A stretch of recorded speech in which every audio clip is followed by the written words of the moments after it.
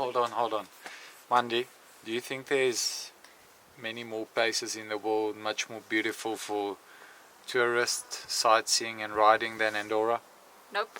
Andorra is really something special. Check it out. Yeah. Hey. Yeah. Hey. Thinking of you. Sweet life, that's right. I'm up late night. Sweet life, that's right. Wake up in a dream like sweet life, that's right. I'm up late nights. Sweet life. If you don't know this by now, this is part 5 of the road to Lombardia. And by the way, Alejandro Valverde won the World Championships today at the age of 38. Incredible. But that's all I'm going to say about that for now. But it's truly incredible. So the last 2 days here in Andorra has been chilly, but I've descended down to Andorra. It's about 1,300 meters above sea level. Much more oxygen. Did some intervals there, easy riding. It's much better for my body and the preparation going forward, and I'll benefit from the high altitude. So the last 2 days in general has just been some riding, and it's been pretty cool, and I'll show you how it looks like.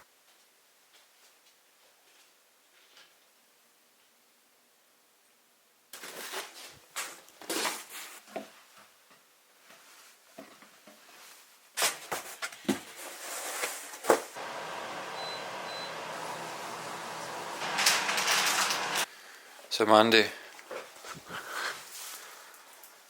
how do you know you're getting tired? You don't feel like eating? Yes, as well. But when chewing your food is a workout and not a pleasure, then you know.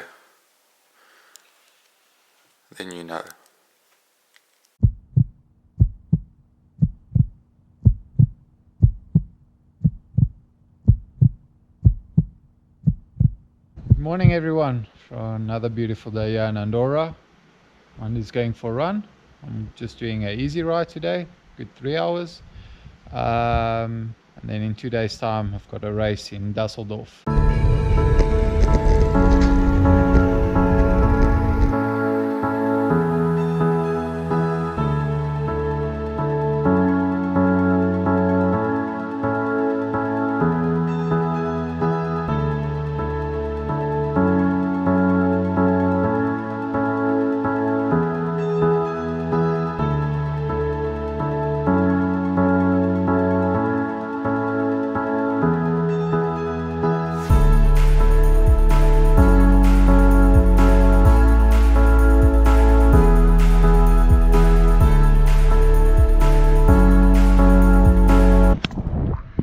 As I'm riding now, the break is 17 minutes in the World Championships in Austria. Who's your pick? Who's your pick? And tell me later on if you guessed right and if you guessed wrong. My contenders, I'm saying it now: Valverde, Alaphilippe, Roglic is the outsider, Kwiatkowski. Wow, it's really going to be an interesting race. Hey, at least some people that's also not watching the Road World Championships this morning.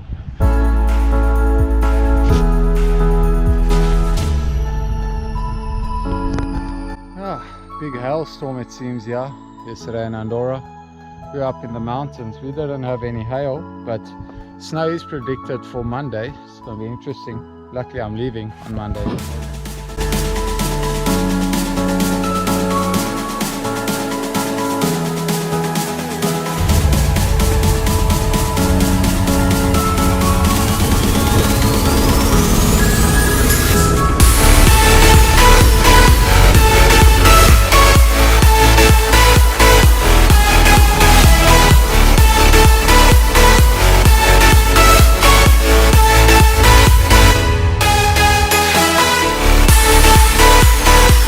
Able to pass these natural fountains, refilling bottles, because in South Africa there isn't really any natural fountains, so this is pretty nice. And Something I don't think I'll get used to very quickly. Plus side note, very cheap as well. I'm gonna go through my YouTube feed, through the inboxes, and answer some questions to an extent. Some of the questions are really particular, so I might have to do a whole vlog about that, but I'll quickly answer some of them that I go through on my phone right now and see whose questions I can quickly answer on this. Okay, so Nick Greilang asked, hey Willie, are you planning to come to SA anytime in your off season? Does pro cyclists really have an off season? Yes, we have an off season. It's called an amateurs training program. Anyway, we have some kind of off season where we do everything excluding cycling, where we try to do everything excluding cycling. Some guys just can't keep to themselves and go ride their bikes anyway. And yes, I will be in South Africa in October, from the earliest, the 15th, until probably on the 4th of December, when my training camp starts, which is almost kind of directly after my wedding. Niels asked, just a question regarding traveling. Do you or the team plan how and when you travel to a certain race? I'm not sure I quite understand the question, but yes, it's planned 2 weeks in advance. I receive an email with a convocation, and actually on the convocation you can see what time I'm flying from which airport and what time I'm returning to which airport, which hotels we're sleeping at, and who's picking us up at the airport, if that kind of answers your question. So Troy asked, what are your thoughts on the CPA voting system? Obviously it's ludicrous. There's no one really to vote against them, except the narrative that suits them. It's a complex issue, and hopefully change will come soon, and the right people will be elected in the coming years, and a proper voting system will be put in place. I mean, we're in the 21st century. I'm sure someone can put a legit online voting system and not expect riders to travel to the World Championships on a specific date at a very remote location to go vote in person. That's absolutely ridiculous. Someone asked, Dan said, why not talk about doping? Seems like a legitimate conversation. Cycling, yes, it's a legitimate conversation if you're able to debate rationally, which most of us we can't do, and if you remain biased, which is incredibly difficult as a human being. But most anti-doping trolls just have the same narrative of this guy is doping, but this guy won, who is clean, so obviously that guy should also be doping, and we're not working with induction, deduction. Yeah, it's completely incorrect, so not going to elaborate on that topic. Actually, on one of my previous vlogs, if you haven't watched it, someone commented, so it was all about antioxidants and how you should be using them. I didn't elaborate completely because that could take up to an hour. But they asked, when you train hard, do you avoid foods containing antioxidant, vitamins, omega-3s? No, it really depends what time of the year, what type of diet I'm following, where my weight is at, and what races I'm preparing for 1 day or 2 events.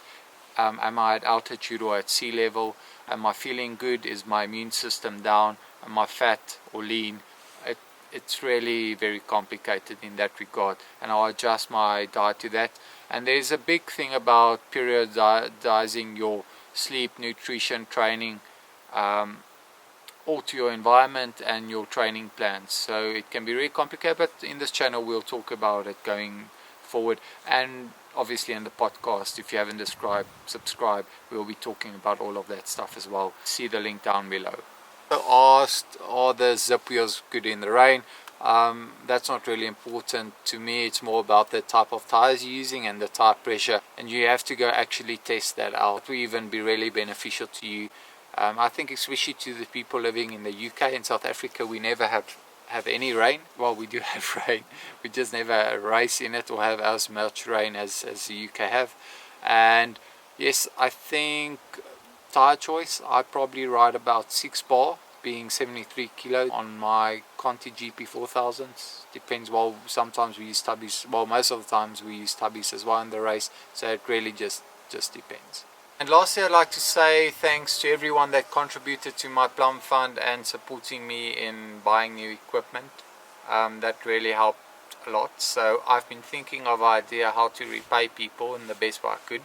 So I'm going to start a lucky draw with Mandia, and what are we going to do? If we can get the names of all the people that contributed to this plum fund, I'm just going to do it out of good faith. Just leave your name down below and I'll take your word for it. I'm not going to go through all the transactions. I'll just take your word for it, and we're going to have a lucky draw, and I'll send that person a brand new pair of Katusha kit.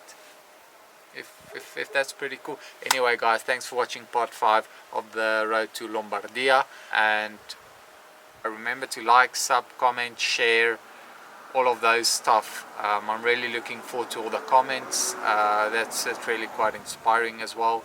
And go and like the podcast at the link down below, and most importantly of all, ride your bike. Thanks guys, and cheers.